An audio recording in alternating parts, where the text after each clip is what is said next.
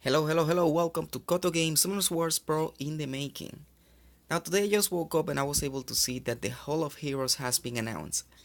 And the Hall of Heroes now is going to be Sian, the Water Joker. And this is really good because many people they just don't want to give Devil Mons to the Lushens, Liebli, Jojo, or they don't want to fuse the Jojos because it takes a long time. And getting this Hall of Heroes available gives you the opportunity to get 5 Water Jokers. And when you get these 5 Water Jokers, that will be 5 skill ups to any of your Jokers that you want to skill up, even Figaro, that is one very good Joker. Now, the water Joker, many people say that he's not really good. And what happens is that if you compare this unit to the units to the other Jokers and to the units out there for arena offense, he's not like on the competitive level of being amazing to do something. Now, let's go ahead and go and look at the skills and we will see what exactly the Water Joker does, and then we will decide if it is good or food. And many people stays focused that the Lushen is the best Joker. It is indeed really good as a Joker because of the amputation magic that will go ahead and ignore the enemy's defense. But there are many monsters out there that will ignore the enemy's defense that they are not considered amazing as well.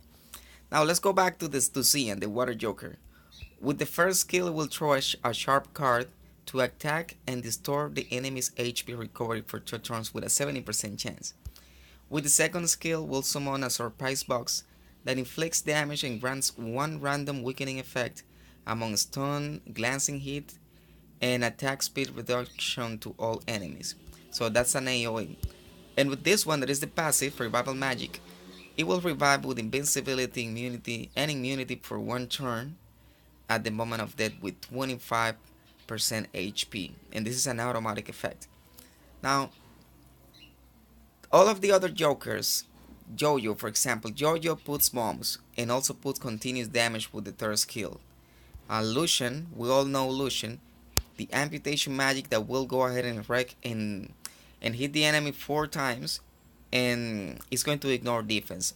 My Lucians are dealing right now because they are a little bit more fast but dealing less damage.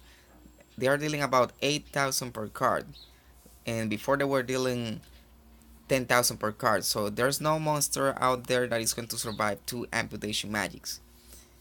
So this Figaro is very good because with this passive, it's going to remove a beneficial effect every time that he performs an attack on the enemy.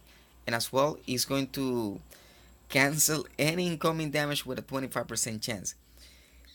Liebli, it's also a nice bomber, and this one is going to counter attack every time he's attacked, and also the cooldowns for the skill will be reduced 1 turn every time that he's attacked. And my Liebli, it's some violent, and I get the bombs sometimes. I get the bombs in less than 2 turns. I get the bombs, I attack, and sometimes I get the bomb the next turn.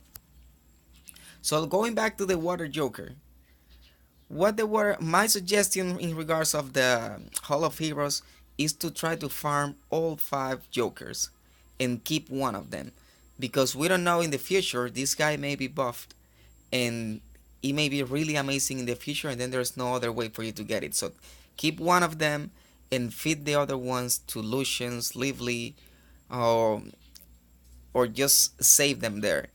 Uh, but keep one of them, at least one of them. How you can use this guy and make this guy to be really useful? You can go ahead and get this guy into a hybrid build, HP, HP, HP with attack substats on will despair because it has an AoE, and really extremely tanky. Why? Because if you build this guy like this, you can use this guy during rush hour in the last 5 minutes to avoid people from attacking you, because everybody knows that this guy, if you kill this guy as you see on the passive, he's going to revive again with 25% HP, and he's going to have invincibility and immunity. So when this guy revives, the second Lucian will not be able to kill it, and that's gonna be a time that's gonna be a time that you will have available to stay alive. And if you put this monster alongside with, let's say for example, Rina and Shesun and the Fire Mummy for example, all of these four guys together, then the first Lushen will come through, and the second Lushen will not use the amputation magic because this guy is going to stay alive, and the battle is going to last more than 1 minute. And during rush hour, nobody wants to stay fighting a battle that is going to last more than 1 minute. So that's gonna be a reason for people not to attack you if you build this guy during rush hour for a stall defense at the end of the rush hour. So you make sure that you don't get attacked, and that's the best way to get a higher rank during rush hour. Now, once again, save this guy. Keep one of them at least. The other ones you can feed them to Lushen or to Liebli or to Figaro. Remember that you can also get jokers from the fusion. But this is something that is going to take a really long time. If you are a free to play player like me, fusing JoJo's is going to take a long time. The only way that I suggest you to fuse JoJo's is if you for example, if you get awakened monster already, if you get the monsters awakened, like one or two monsters awakened, put them on storage, and then you can work on the other two that are missing. But that will take a really long time, and you better use your crystals by doing refills for giants or dragons runs. That will be more efficient. Also, many people is saying that you can go ahead and get these summoning pieces from here from the guild shop. Here we go. Some people say that you can buy these 25 these almighty summoning pieces, so that way you clear one floor, and then you get five of these. That will be 25 pieces to replace them for the JoJo, and you can get up to 10 bombers. But that, honestly, that's gonna cost you 10,000 guild points. And 10,000 guild points is gonna be a lot of guild points. And you usually have something better to do with the guild points. And I don't believe there's gonna come with a very important 4-star monster that you need to do this process, because it's gonna take a lot of guild points for you. With the guild points, my suggestion is for you to first of all get all of the ifrits. Then you can buy this, so that way you can get summoning stones to wait for the proper rotation of the monster that you wanna get, or you can buy these legendary skulls. And then when you have plenty of nat 5s, you can go ahead and work on the towers for the guild battles, for the defense on the guild battles. Now, once again, keep in mind that you need to work on these Hall of Heroes. You need to get all 5 of them. Keep one of them in storage, or keep one of them on summon, so that way you don't feel the rage to fuse it or to feed it to any of the other. And the other 4s you can feed them to Lucians or to any other bomber that you want to skill up.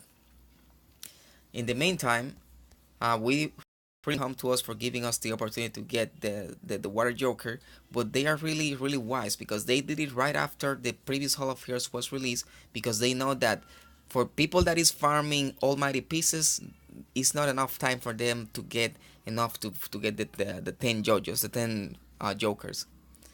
Alright guys, then I thank you very much for watching. These are my thoughts on the Water Joker.